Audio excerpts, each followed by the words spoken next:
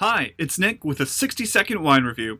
Today we're reviewing the Carlos Serres Tempranillo. It's technically a Rioja, as you can see, but it is a younger wine made entirely from Tempranillo, so we're just going to call it Tempranillo. Carlos Serres is a family-owned winery, and they're also still operated by the family. They've been making wine since 1896, and this wine comes from vines that are over 50 years old. On the nose, plenty of ripe red fruits, and then flavor-wise, there's a juicy red cherry, some kind of raspberry fruit. Also, just a little bit of spicy vanilla notes on the end from some oak aging that they do on it.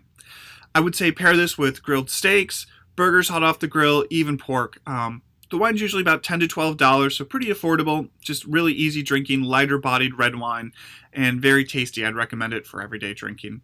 So pick up a bottle, Carlos Serres Tempranillo Rioja, and let us know what you think, and we'll be back again soon with more reviews.